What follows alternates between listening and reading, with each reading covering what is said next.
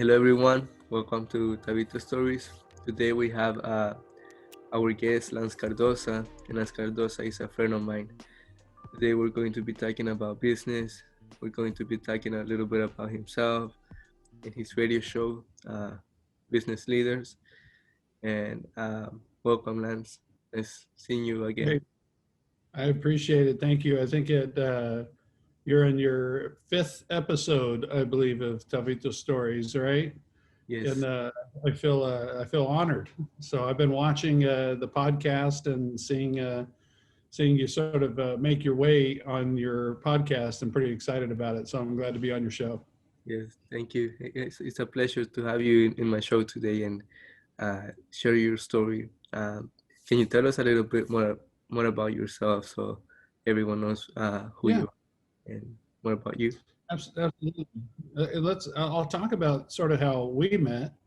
I do a weekly radio show in Fresno, California called Business Leaders Live, and I bring business leaders throughout the valley of the Central Valley area of California and around the globe. At times we have business leaders that'll call in and be a part of the show. And you were running production on that show. And I remember when you first came in, I thought, this poor guy has no idea what he's doing, but he's learning on the job, which is the best way to do it. I tell people all the time, it's baptism by fire. You sometimes just have to jump in to get the opportunity when the opportunity is there. And I saw you doing that.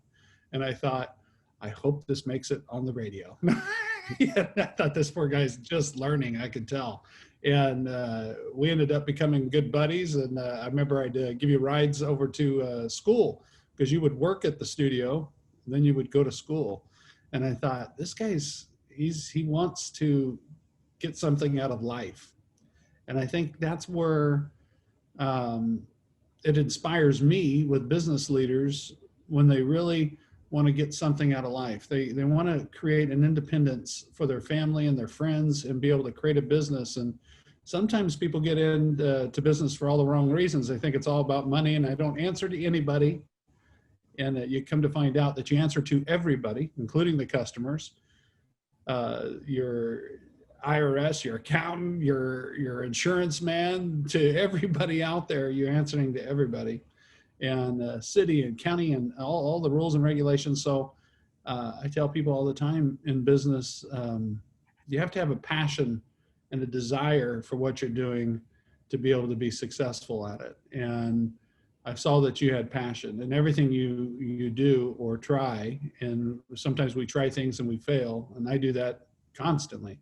There's a ton of things that I do, as you know, in my day-to-day for business. Radio is not even, it's like 3% of what I do in my day and my week. But I really love doing Business Leaders Live. That's how we met. And I'm pretty excited to help young people too, as you know. And one of my passions is an event that we celebrate here in Fresno called the 40 Under 40. So 40 individuals under the age of 40. So you can find out details at 40, the letter U, 40.com. So over a decade and more, we've celebrated the wins, the trials and tribulations of young people under the age of 40 that have reached success in business or civic leadership or something they've done to impact their community. And we have that event every year. This is the first year, actually, because of the pandemic, that we're moving it into the spring. It would have been celebrated about a week ago. We'd have had everybody down at the big baseball stadium, Chachansey Park, celebrating the wins of young people in the 40 under 40. So I'm very passionate about young people and interested to become an entrepreneur. Yes, and that's that's the story, that's the story that you share, helping young adults, and I find it amazing the way how you do it just like what your dad was doing in helping young adults, because I made a painting for you, and in that painting you told me about that, and that was something that I signed you, and you're basically carrying off that with you what he was doing, and you have now the 40 under 40, the entrepreneurs, and all of that with with young adults and everything that they are doing, and you know, how what motivated you? I mean, I think it was part of your dad who motivated you in this, but how was your dad uh, Yeah, inspire you to do this as in your life? it was actually mom and dad, I think. And to go back to what you were talking about my dad, and you did a painting, and just to go back to a little motivation, I dabbled in some art, and I've got art in the background in the house here, and it would calm me. And I think I talked to you about it. It was like a therapy for me. It was like when I was stressed out and I just wanted to escape the reality of the world and business and just paint and do something. And my grandmother was an artist, and I gravitated to that. And I noticed that you were dabbling in art too. And I wanted to find out what you were doing. And I hope I made an impact on your direction of art, because I think you found something that was pretty cool. And it was storytelling through your art. And you commissioned painting with you, and you did a painting of my father. My father was a rodeo clown, he was a bullfighter. So a lot of people can't relate to that, but they can only imagine what it was like growing up with a rodeo clown bullfighter father. And it was hell on wheels, and it was always exciting. You never knew what today was going to bring.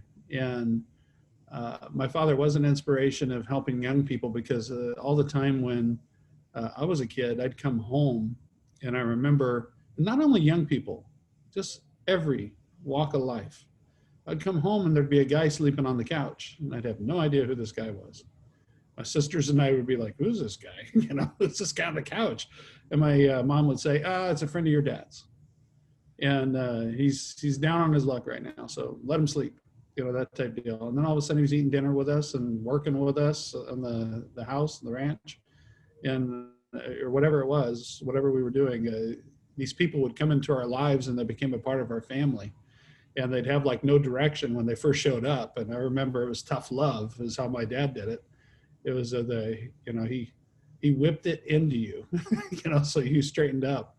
And he was real good at just embracing people and saying that you you amount to something. You are important, equally as important to anybody else in this world. And no one's going to hand anything to you. If you want something, go get it. Quit sitting on your ass and get up and go get it. And that's even a pivotal moment for me was Thanksgiving. And maybe I shared this story with you. I'm not sure, but he was doing a deep pit turkey. So in the coals, and the turkey's cooking down on the coals. And I'll paint the picture for you. He's in a covered overalls, Mhm. and he's got a cowboy hat, and he's got Ray-Ban glasses on, and I think the sun is already set. And he's out there probably with a Coors Light, and he's doing his deep pit turkey. He's got his cowboy hat on, and maybe a toothpick in his mouth, because that's where you'd see him all the time. And he's like, "Hey, you enjoy what you do?" And at that time, I worked in the newspaper business, and I was doing. I was either a photographer or an advertising. I think it was an advertising at the time. I was just selling advertising, and which is a great job. It was a great job. I learned a lot doing that, but I wasn't necessarily completely happy on my direction of where I was going. But he said, "Do you enjoy what you do?" Real straightforward, all by ourselves out there. And I thought about that, and I thought, do do I enjoy what I do? And I thought, you know what? There's something bigger and better out there. Well, what is that? And I talked to him about it, and he goes, "Well, go do what you enjoy to do. Whether it makes you the money that you want, go do what you enjoy doing." And I told him too. He was driving a truck at the time, bottom dumps. So there's a truck that hauls the gravel and asphalt and all that stuff. And my grandfather did the same thing on my mom's side, and my dad ended up doing that later in life, the post rodeo clown business. But he was always a truck driver. And I said, "Do you enjoy what you do?" And he said, "I enjoy the people I see, people I work with. A lot of them annoy me. A lot of them piss me off." He said, "But I enjoy the people. But you got to enjoy what you do." And I took that to heart, and I've lived by that model my whole life now. I lost my father at a young age, early 50s. He had succumbed to cancer. and it came on really fast. It was very hard for our family. And mom was the sort of the glue to all of this, that all the crazy ideas and all the things and all the weekend runaways to go rodeoing or whatever we're going to do, it really, mom was the ringleader of keeping the whole family unit together as we did all those things. And when dad was, I would think, chaos, Mhm. mom would bring it center again, and she would ground it. Uh, but both of them were an impact to me. To answer your question, to help young people, I think their love and compassion and caring for people in general um, was like me when I was young and I had my dreams, my aspirations, and what I wanted to do. And they allowed that to happen. That was not like they suppressed that and said, you can't do that. You know, you need to be an attorney or something like that. That wasn't, that was never pushed. It was always to, you were able to dream and dream big and fall down, but nobody's going to pick you up. So you just need to, you need to pick yourself up by the bootstraps and just go do it. So a lot of love and compassion from them. Yeah, I see that, and that's amazing. That's a beautiful story. How everything can, kind of just build up into to what you do now, to Yeah. helping others, helping young adults, and starting their business. Like you were saying, uh, money in a way should come second, because when you're thinking too much about money, you forget about what you're doing and what you're creating.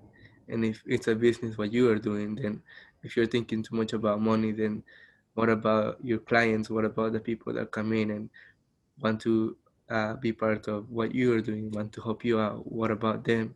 You're not going to think about them. You're not going to have any contact with them. You're not going to have like that interaction that Yeah. is like very important to have, because it is not just for your business, but it is also for yourself, and for that happiness that they give you, that emotion, those little things, little details that uh, in a way motivates you even more, because you see them and you see them as who they are.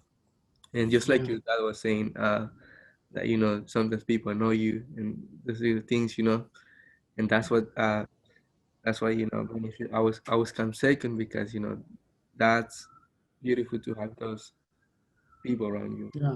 and to And I think sometimes too is you have to, if you're focused just purely on the money and the numbers, and you have to pay the bills, you got to pay the bills, and you have to be able to grow your business and grow employees and chase the dream that you've chased. So sales and numbers and money is very important. It's very important in the process, but at the same time, if you're not creating either a solution to the problem or a need, and listening to your customers, and because the customers are going to tell you what direction you really need to go.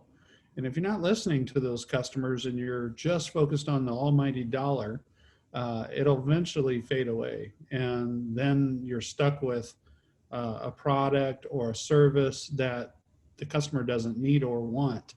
So I think listening to them and knowing them is so important, and I think it makes a big difference in just your day-to-day way of life. It gives you this, like you were saying, a gratification of you're fulfilling a need, or you're helping that customer with exactly where they want to go. And they'll tell you too, it'd be great if you could do this.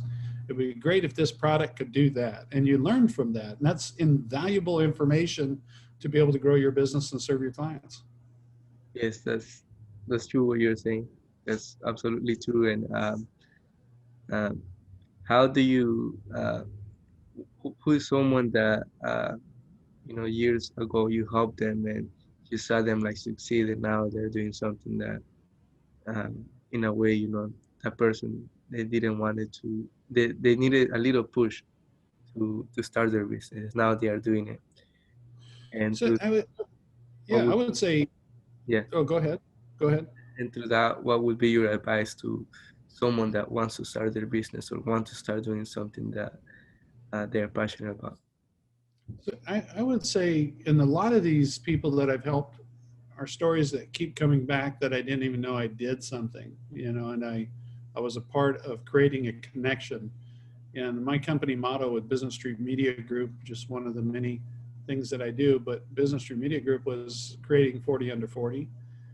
40 under 40 in every major metropolitan area has a 40 under 40, from Chicago to New York to LA, Dallas.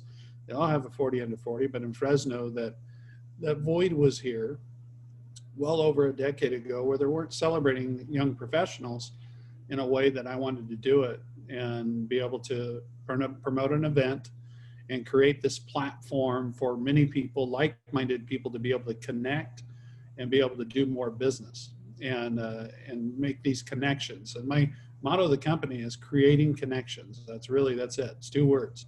I create connections to the idea, or connections to the person, the people, the plan, the money, whatever is their blockade to figure out how to get their business started or do more business with others with their idea. And 40 under 40, there's been so many stories, these wins that have come from the 40 under 40, where I've had a group of people that were all in a class. They didn't even know. That's how they really started to talk and get connected. And it was exciting to me one day when I looked at Full Circle Brewing Company, which you're familiar with, Full Circle in Fresno. And all the people on Full Circle Brewing, and I used to have them on my radio show, Business Leaders Live, with Arthur Moye and the rest of the group. It was exciting to know they were all in a class together or within a couple months of each other. And they met at the 40 under 40. And some of them knew of each other, but when they were celebrating with each other and they had common ground with each other, a similar story to tell, the 40 under 40 and their story of getting there to be honored, they connected. And then all of a sudden, a couple years later, an accountant, Arthur, got a group of business people that were in his 40 under 40 that he knew, and others from other classes, and connected them all up and started talking about taking over the longest running brewing company in Fresno, Full Circle Brewing, and taking it to a new height.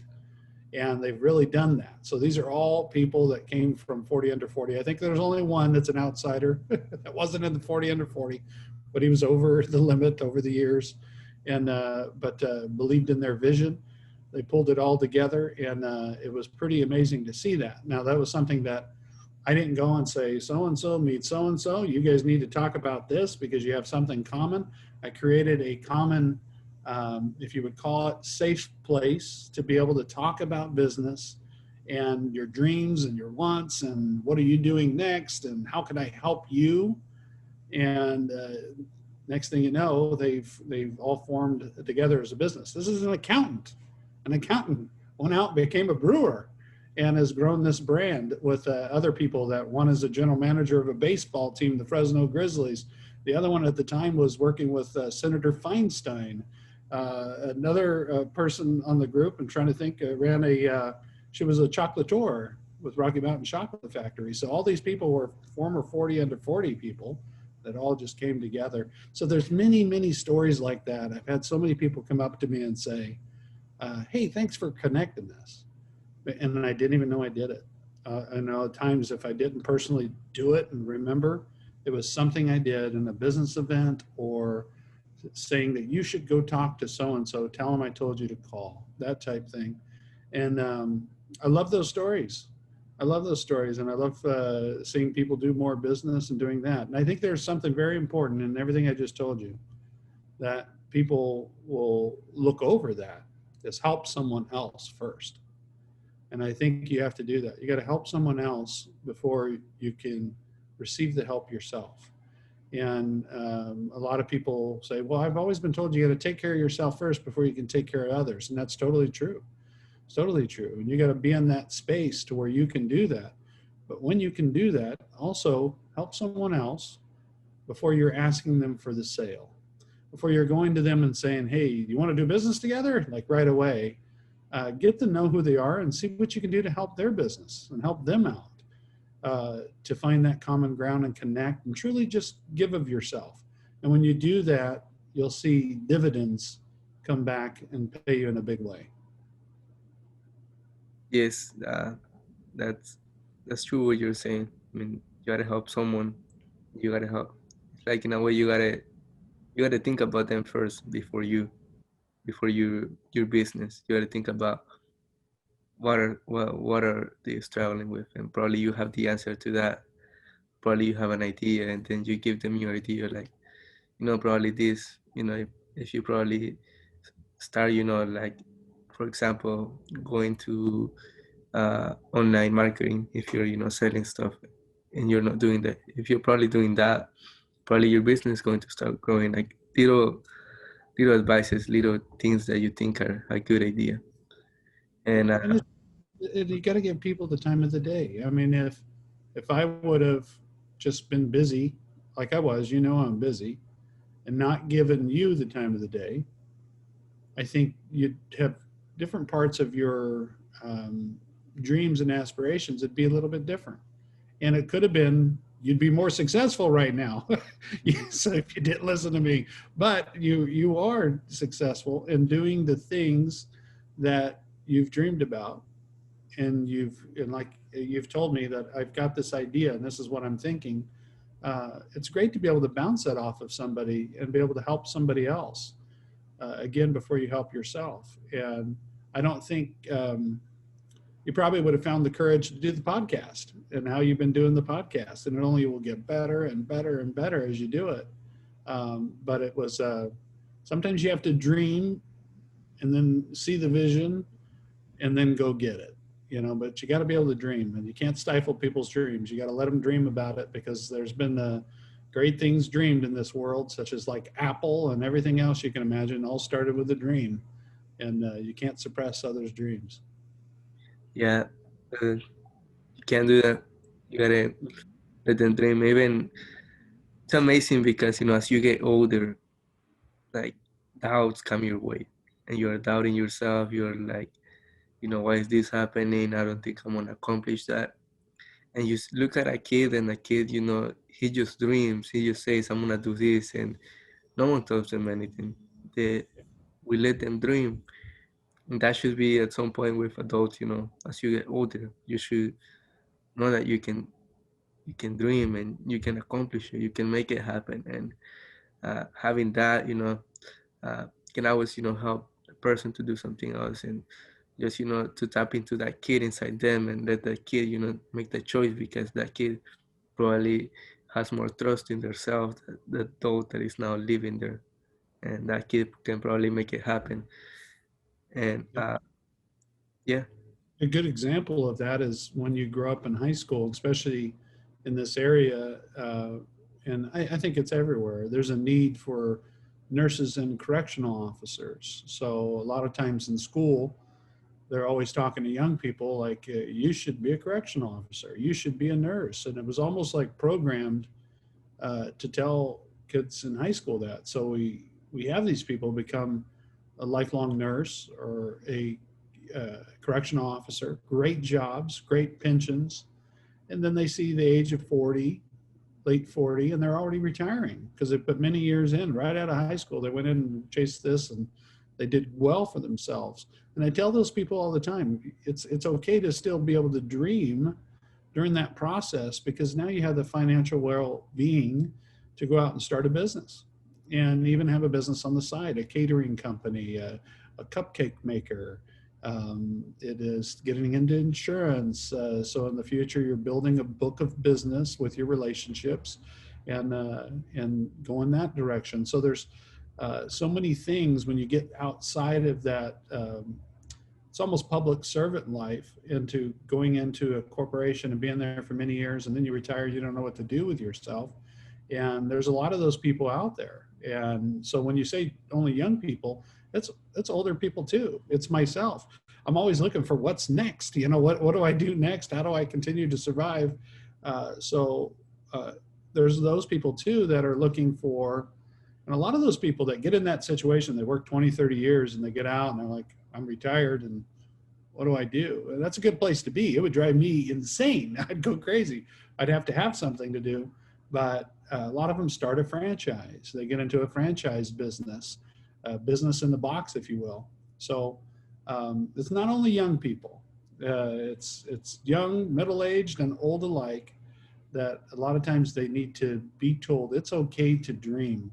Reality is important, and no one's going to open the door for you or kick the door in. They'll crack the door for you at times. They'll help you out, but it's your job to go kick the door in and get what you want, because again, no one's going to do that for you. It's all on you. You got to get it yourself. Yes, that's absolutely true. It's California coffee break, brought to you by the Fresno Grizzlies. Yeah. Fresno Grizzlies just had a 15-year commitment with the Major League Baseball. A lot of people are upset, went from AAA to single A ball, but it's now directly with Major League Baseball. There's no minor league system anymore. Because of the pandemic, it's changed the way Major League and minor league systems work now. I mean, pandemic's changed a lot of business. But here in Fresno, it's the Fresno Grizzlies. They're back, and hopefully we'll be able to play in 2001. And I've done consulting work for them, and I produce their TV, as you know. And I love our Grizzlies, so it's exciting. It'll possibly be Colorado Rockies with us for nearly a decade. They'll be 10 years most likely with us, so pretty awesome. Wow, that's amazing. I had to give my little infomercial in there. I always do that. So yeah. 2015, they won the national champions here in Fresno, and I was only a consultant. And I got called in the office after a year. We had the Giants for 17 years. And I get called in the office. Remember when I said you answer to everybody when you're in business for yourself? Yes. Here I am finding myself, I get told I have to go to this meeting, general manager. And it's a meeting with the owner of the company as well, which is Chris Cummings at the time. And it was right after we won this national championship with the Houston Astros. And I thought, man, we turned this year around. We really did. We did some great things this year. Still have trials and tribulations, and we're getting through those. But this new relationship we had during that tenure was with the Astros. It was a 4-year deal we did with them. And 3 years later, they won the World Series. So I go in the office, and I'm thinking, I've been waiting a week to find out what we're meeting about. I'm thinking, they're going to fire me. They're going to let me go. So again, you answer to everybody. And I'm thinking, that's what's up. You know, they're bringing him in here. What's the story? So I come in the office, and I heard in past when they would let somebody go, there was another door to the general manager's office. And if they made you take that walk of shame, they let you go and they walked you out the door. But I'm just a consultant, but I'm taking it so serious because I loved the team and I loved what I did there with them. And as I'm sitting in the office, the owner's there, and he's sitting at a little round table on the other side, and there's the desk where the general manager is, and he's not saying a word. He's looking at papers. And he just won't even communicate with me. So I said, hey, Chris, what is this about? And he's like, the general manager, Derek, now the president of the company, he said, Derek will tell you what it's about. And I'm thinking, wow, all that hard work, they're going to let me go. So he walks in, Derek sits at the desk, and they're all both real quiet, and I'm just sweating bullets. And I'm sitting there thinking, I wasn't sweating bullets, I was seething.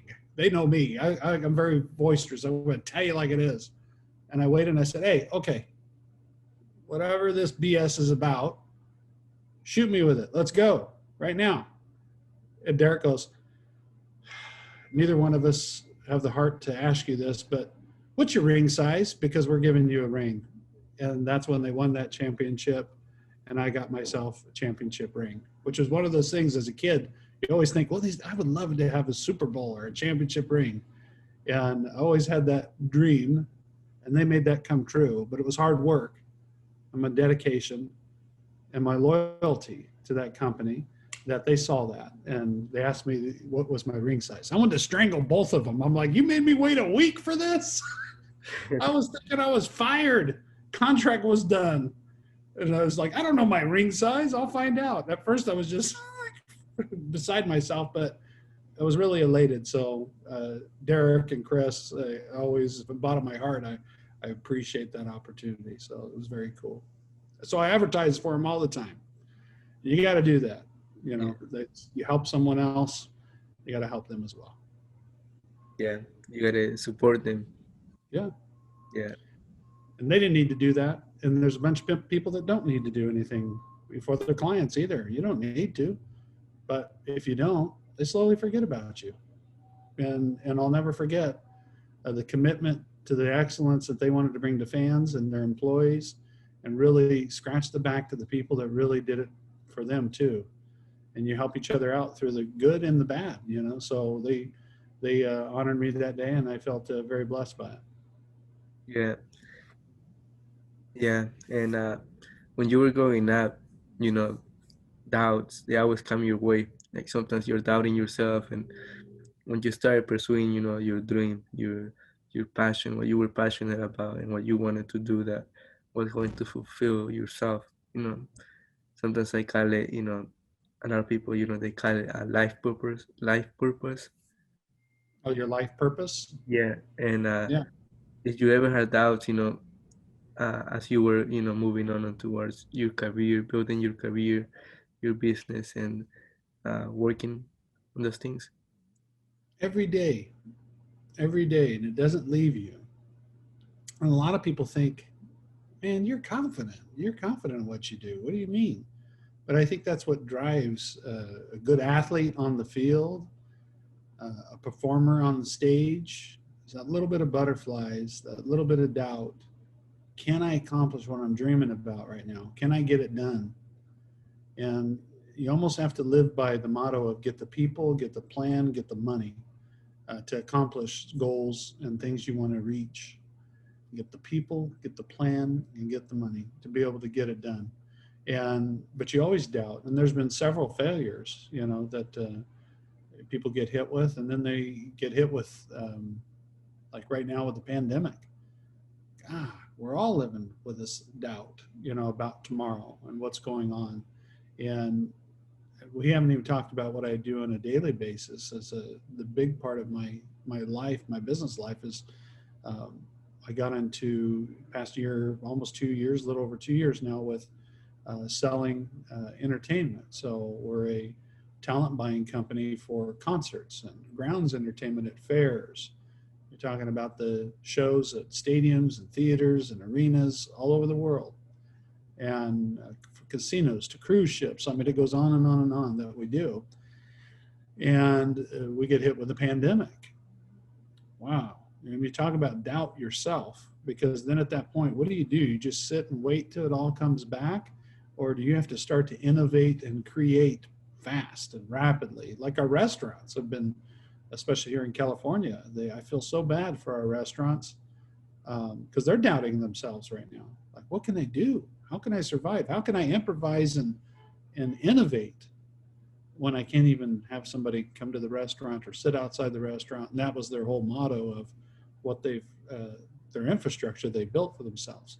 And I say to all those people that don't doubt yourself. You created it in the first place. You know there's a need, and you know your customers want it. Innovate, innovate, innovate, innovate. Find a way to get it delivered to them. Find a way to get takeout. Innovate, and that's what we did with Capital. We couldn't sell entertainment, so we started selling health and safety, uh, ways to help entertainers and venues where entertainers are to be safe again, to come out of this pandemic in a way to be safe from weapons threat detection, and also through biodefense in buildings that are trying to kill pathogens in the air. So we had to innovate. We had to figure out a different way. And talk about doubt yourself. I had months and months of that trying to build it, thinking, is this going to save the company? Is this going to pull us through the fire? And we're still in that fire, and we're still battling that. So every day, I'm pretty confident. I'm pretty confident, as you know, and I like to win, and we're not going to lose this. Yeah, and I hate people getting kicked to the ground because of the pandemic and the way sometimes state officials and national officials are a little lackadaisical on some decision making that just doesn't make sense. So I'm very concerned for businesses, and I think in the next 6 months we're going to see a lot of restaurants that end up closing their doors, and that's very frustrating. So you have a visitor that showed up. We got a different background. Yeah, I was recording it in the living room, Yeah. and there is a lot of noise, so like I was, you know, like just trying to make it smoother. No Yeah. problem. No problem. So I think To doubt yourself, yes, all the time. And you've got to. I think sometimes you gotta you gotta be your own advocate, but at the same time you gotta punch holes and everything so then you're prepared for the worst and you're able to pull yourself through. But once you go for that ride as being an entrepreneur, you just have to go after it. You have to. No one again is going to do it for you. It's all on you, and you've got to make it happen if you really want it. Yeah, and like you were saying, innovating. Like you gotta innovate. Basically, through that, you gotta think about what's next. How can I do something better? How can I probably, I'm doing this way. I'm probably, like, if it's my restaurant, I'm probably selling food. It's the pandemic, and I'm selling food this way. Everyone's going outside. They're picking their food, and then through that, you just probably, sort everything out. You put it into little bubble maps, and through that, you organize and you see what's working, what's not working, and through that, to innovation, you also do what your clients are saying. What are their advices to you? What are their opinions? And you take those opinions and you put it into that bubble map, and you put it into what you're doing, and you basically reconstruct everything that you are doing from there to make it, you know to make your business, to make what you're doing, like, stay alive and still, keep surviving. Because the pandemic, I think it really affected a lot of things and a lot of people. And it's just crazy. Like, I just see it, and then I'm like, damn, like, I can't do too much about it, but you can always do something little. And uh, those little things, they always take you, a little bit, further away, because that that's what, the tough times are for. They are for to make you, like, make you stronger, to make you, like, smart about things, the choices that you take. Like, in a job, they always say critical thinking skills. Those are the critical thinking skills that you need. How you're going to survive your business, how you're going to make it, uh, still, keep living. Yeah, and if I'm a restaurant owner, it's hard to say those things to a restaurant owner, and the restaurant owner is sitting there with a wolf at the door, and the restaurant owner is dealing with the landlord still needs the rent, the insurance still needs to be paid, everything else is at your throat, and you can't find the food lines you had before because the company that supplied that food line is no longer in business because of the effect of the pandemic had on their business, or food prices have gone up because of the supply and demand. Everybody, it's like the toilet paper scare and the meat scare, and all those people that ran out and grabbed every bit of meat off the shelf. A lot of that meat probably spoiled, and it saddens me that we're a knee-jerk society. We get scared and we got to run out and think the zombie apocalypse is happening, so everybody has to own a gun. It's like it just becomes crazy that uh, you have to relax a little bit. You have to innovate. You have to breathe, and you have to listen to your customers, and then be able to find out how to deliver that product. And deliver that product doesn't mean driving it to them or whatever, but finding a means of getting that product in their hand, whether it's a restaurant, whatever. And then us, as like you said, you're not sure what to do to help. If you can financially support a local business, find a local business because they need all of our help right now. And like I say, in the next 6 months, we will see a big fallout and businesses close. It's unfortunate, but it's coming. And that direct impact on the economy will trickle down and affect many, many people. So I I tell people all the time, innovate, breathe a little bit, stay focused, and go after it. You got to figure out how to survive in this pandemic. And like you said, it's going to make us stronger. I think in the end, the people that survive it and pull through it will be able to deal with anything that comes their way now in business. When they thought in 2019 or 18, oh, that was difficult, that was hard to deal with. This has been probably the hardest and most difficult thing for any business person to deal with. And then some businesses have done really, really well in the pandemic. So it's unfortunate the ones that have been devastated by it. So I try to help as much as I can and go out and support. and go to that local coffee shop, go to that and try to support them as much as you can. And the big box companies too, they're hurting too, and some of them. So just be smart in your spending and what you're doing to support. Yeah, uh, find ways you can do something for them. And in a way it also affects, um, it also affects, their employees, Yeah. because Fresno is a small town, and it's very small. And I remember when I was looking for a job, it's very hard to find a job because there are not a lot of business. So that time, 2019, 2018, I mean, we're in 20 yeah, we're 2020. And Good morning. And yeah, Fresno, fifth largest city in the state of California. There's a lot of businesses. yeah, There's a lot of business, but it's hard as a young yeah, person with not a deep resume and a lot of people looking for work. It became very competitive, I'm sure. yeah, yeah, that's what I'm trying to say. But kind of like probably the places that I went to look for a job, they didn't have, a lot of people.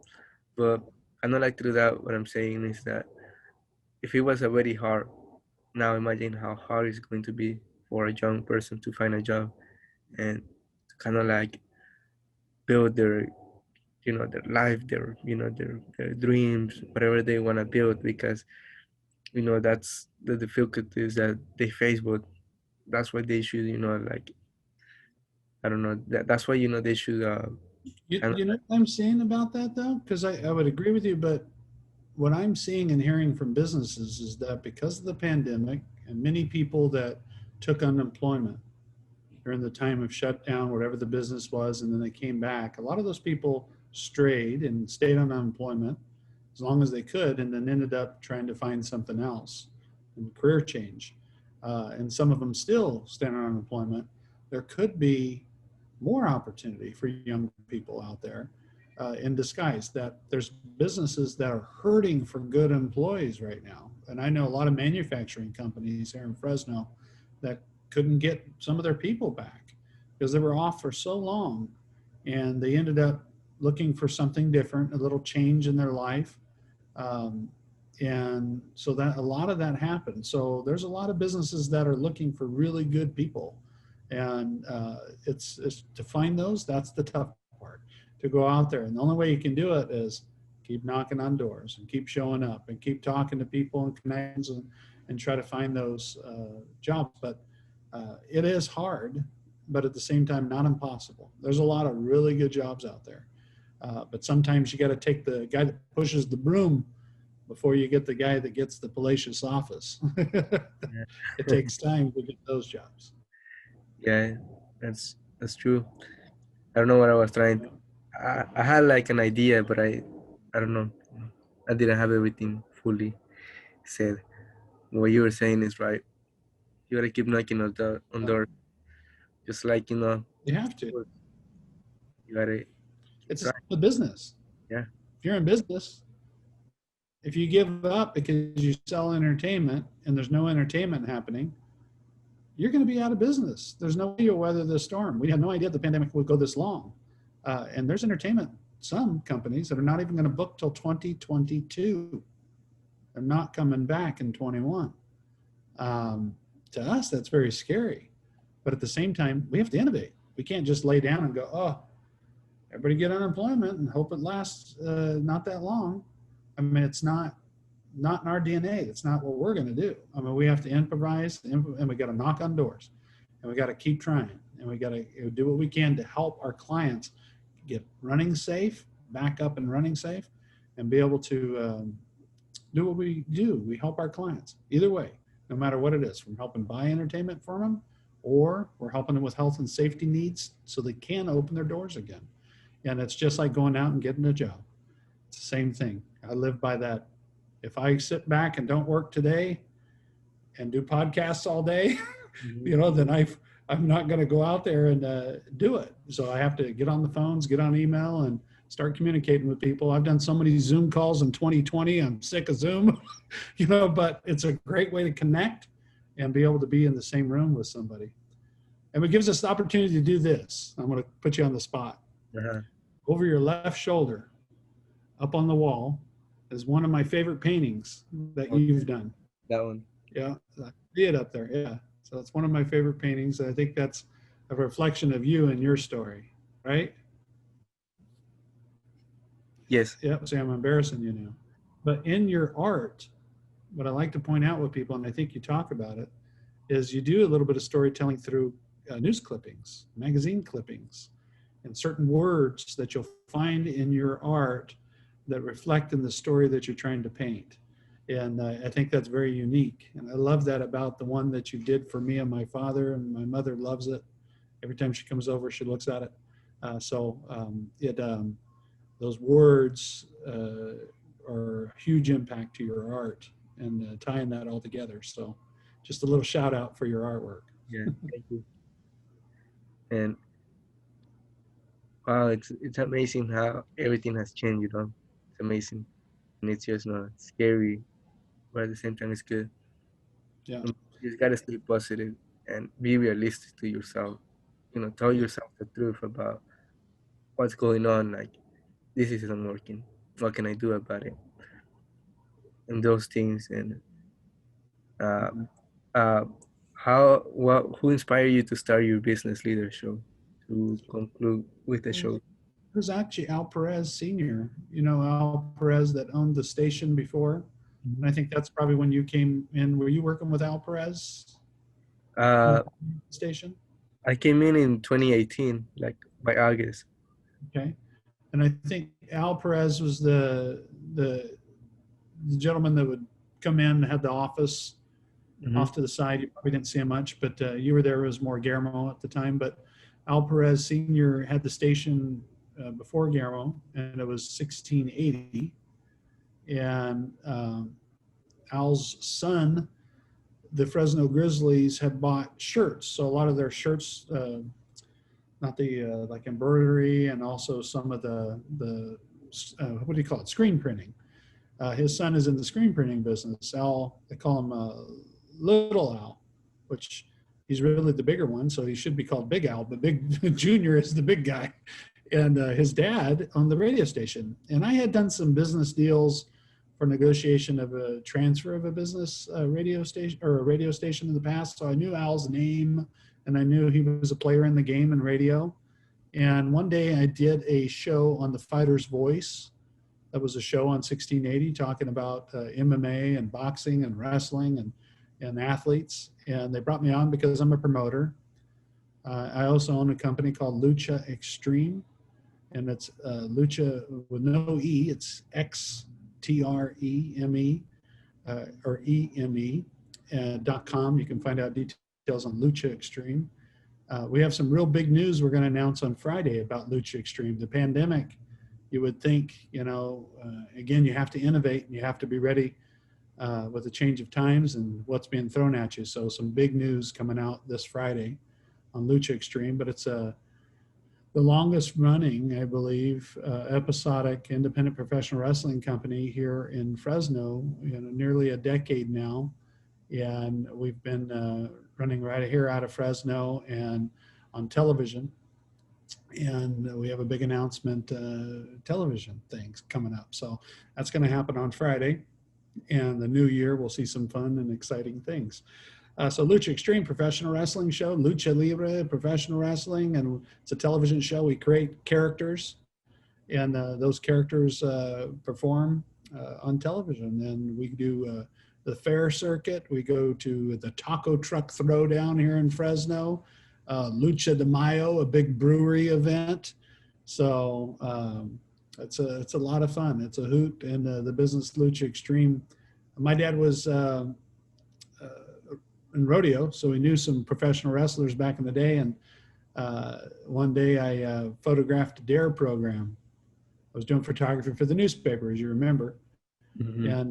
and I went and photographed dare when it first started. I believe Kids Against Drugs in schools, and they were at WWF at the time. This is the World Wrestling Federation, was at the Sullen Arena, and I had my pass, and I went backstage, and there was a big guy by the name of George the Animal Steel, big furry guy. He grabbed a hold of me and put me up the wall and said, "Hey, kid, what are you doing back here?" And like lifted me off the ground. And I was like, oh, I have my credential in my pass. He goes, you don't belong backstage. And he's just holding me. And my dad's standing there, crazy bullfighter. And he goes, hey, you put him down. I'll knock you out. And they looked at my dad like, what? And then my dad knew one of the bookies that was that ran the show, Ray Stevens. And the rest is history. And I had a love for the business and a love for television. And I wanted to get in the movie business and did some movie and commercial work.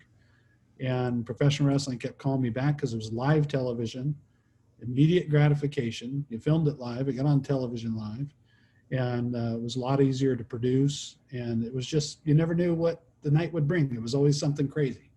And you just made the fans laugh, cry, and get mad, you know. And that was was the release of what you're dealing with in your day. You could just laugh and have a good time and be with your buddies. And so I started producing the television show Lucha Extreme, and haven't turned back. So Yeah, that's amazing. I was gonna make you a luchador. Yeah, I remember that you told me about the show that you were having on. It was it was a bar somewhere, like I forgot the name of the place, but Mhm. I remember that day you called me and I thought it was on a Wednesday, but it was, Oh, yeah. it was Lucha de Mayo, which was a event that we do for Tioga Sequoia Brewing Company. And it's always a hot crowd. It's packed. It's fun. We have DJ Roski was playing before the matches, and it's always a lot of fun. And you were coming to help with ring crew, and you were going to bring some of your buddies from Fresno City Wrestling. So a week after the event was over and it was a success and everything was good, I get a call from Gustavo. It says, hey, what time do we need to be there? And I'm like, last week. So that's a lesson. Yes. Put it in your calendar. Yeah, but yeah, so that was fun. I mean, we had a lot of help. We were all good, but I thought that was a way to get you introduced. And who knows? That's what I tell people all the time. Go help, go be a part of it, because you never know. Gustavo could be a lucha star on Lucha Extreme if he showed up that day and set up the ring. You never know. You might have gone into training that put the hood on you and you'd have a lucha mask and be wrestling. Yeah. On television. So you never know what life is going to hand you. So that's why I say volunteer, go help. If there's an industry you really like, go there and just shadow. Go say, can I come shadow you? Can I be a part of this? And that's what I did. I wanted to be a photographer. I couldn't afford to go to school and go through photography. So I went and hung out with some of the best photographers that I knew. And then it grew to some of the world-renowned photographers, from Tony Salento and other photographers that I learned from. And I worked for Life Touch in my earlier life, which is the largest school and church directory photography company in the world. And so I believe they sold a Shutterfly. And you just, when you want something that bad, or you want to work in the movie business, go find out how you can work on a set. Go intern. Go be a part of that. If you want to do whatever it is, go shadow them and be a part of them and be a help to them first. So then it could come your way. Like I say, life pays in dividends. So when you go give, it comes back. And if anything, you learn something about it. Do I really want to do this? You know, maybe I did and then I didn't. So you never know. I'll give you a quick story. My sister wanted to be a fireman or fire person. And she was badass. So in the training, she was kicking everybody's butt. She's carrying those hoses up and down the stairs like nobody's tomorrow and beating all the guys. And she was going to be a fireman. And one day they were doing Jaws of Life. And I don't know if I have the story completely right, but I get the context of it. They were doing the Jaws of Life, saving the family. You know, it was a dummy family inside of a car.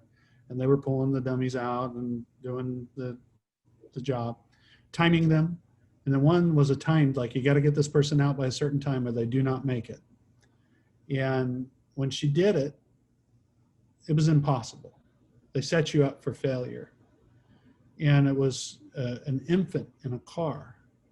And she had to get in at a certain time to get that body out, or they did not make it, that they succumbed to their injuries because you weren't fast enough.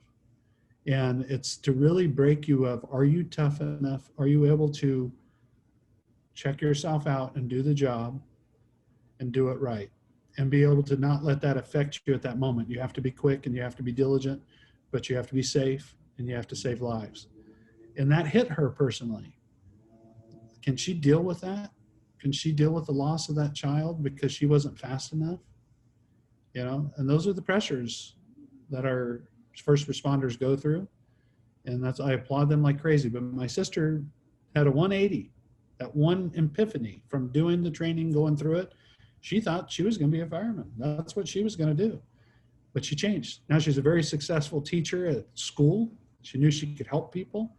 And she's a shop and mechanics teacher at Mount Whitney and Visaya, and the rest is history. So we go through several things in life thinking that's what we want to do, or that's what I'm going to do. I'm going to be a rap star, whatever it is. And then all of a sudden, reality check. Or you give yourself that reality check and you realize, maybe this isn't for me, but I didn't know this existed, and I'm looking at that now. I think I'm going to go after that. So, like you doing a podcast, I would have never thought you would have a podcast. Not to say you couldn't do a podcast because you're doing it, but I never thought that this would be something you would do. Yeah, That's great. and that was a lot of your help, who helped me get into the podcast. Like, just work, like you were saying, working at the radio station with you, and kind of like all of the shows. Yours was one of my favorite ones because of the information that it had and the stories that it had. And as I got into this, like I remember, I was just looking at the program, and like it reminded me a lot to the radio station when I was just looking at it, and I was just thinking I can make something with this, and that's how I came up with this. And I was like, I asked you if you wanted to do one too with Louis, and do the shows that you were talking when you introduced. Louis is devastated as a restaurant owner. You mentioned Louis, and Louis, the OG's Italian restaurant in Fresno, is they're shut down. And it's they get hired, they bring back all the employees, and he has to let them all go again. And that's now happened 3 times. It's like hard to come out of the fire. You got to pull yourself out of the ashes at some point, or you have to walk away. And there's so many restaurants like that it's amazing. The food there is amazing. The atmosphere is amazing. And he would be great on the radio. That's Louis' calling. He should be on the radio. Yeah. He did have a show that he was going to do one time called Dummies in the Dark. So he was going to do the show with night vision goggles and all the lights turned off. Oh, Louis is a total character. He'd be great to have on a show someday. Yeah, yeah. I think I still have his number. I'm gonna call him, see if he wants to be part of the podcast. Probably we're gonna have you too as well. That'd be great. Oh, it'd be fun. Yeah. I'd love it. Yeah. I appreciate it. I appreciate you bringing me on and talking about business. I'm very passionate about business. I'm passionate about young people having a desire to be in business, because as our country is becoming more and more of a bigger government problem, that we tend to not give support to the businesses. We tend to suppress and make it harder for businesses. Without small business and without people that are the backbone and the support of the growth of the United States of America, we will no longer be the country that we are and be a strong country. And the problem that scares me is that more and more young people are being discouraged to go into business because it's difficulty and its challenges. And some of the biggest and best companies that employ hundreds and thousands of people are hard to get to that point anymore as a small business person. So it's very hard. So you got to be tough. You got to have thick skin. You have to innovate. And again, when that door cracks and someone cracks it open for you, you got to kick it in and fight all the way to the top. Because if you don't, someone else will. So you got to be aggressive in your plan, and again, put people before money, because people will always prevail. Yeah. That's people. You know, people is saying it this way. People is the way to go. Help someone else first, and then help yourself. Take care of yourself. Take care of the way how you feel. Yep. If you can help someone else, then go ahead and do it, and don't think twice. just do it, and like you say, the door, just go and open it. Don't be afraid of it. If you gotta kick it. Yeah, you got to kick it in and do what you got to do. In a plane, when it loses oxygen in the cabin, the mask falls. What do they ask you to do? Put Put your, your mask on first, so you're good. So then you can help others. So make sure you're good, and then help others, and then we can all get through this. yeah, yeah. It has been a pleasure to talk with you, Lance, and uh, share your story, talk a little bit about business and everything that's going on in the world.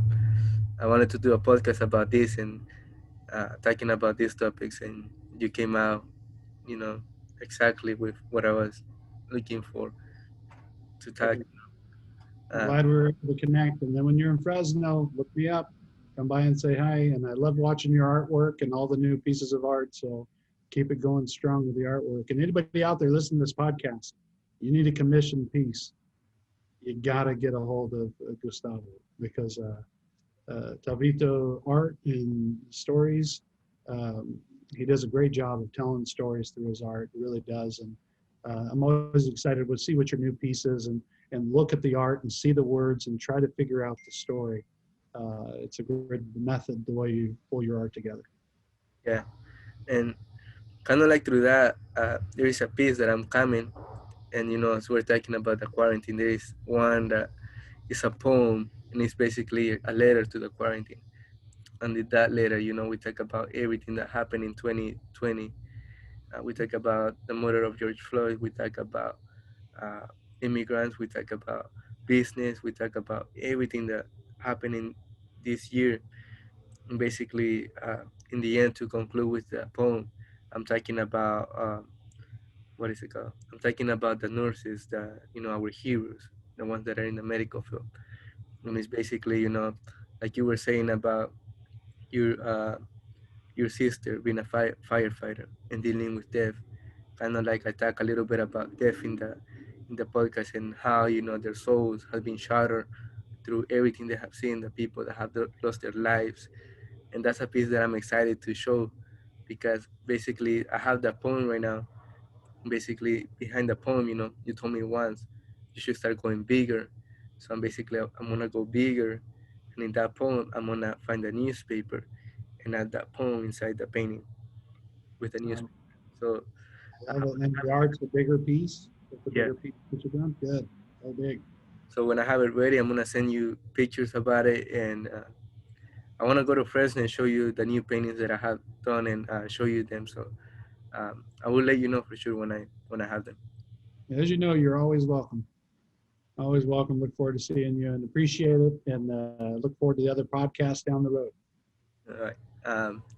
Well, thank you everyone for tuning in to Tavito Stories. It has been a pleasure to talk with Lance Cardoza. And if you guys, if there is anything you would like to see in my podcast, like anything new, just let me know in the comments below in my YouTube, or you guys can send me a text, in my Instagram, Tavito G Ventura Art, or you can go check out my website and you can contact me, send me an email, and through there I will get back to you and try to get the podcast that you guys probably want. I probably can get it done and tell you guys another story. Thank you.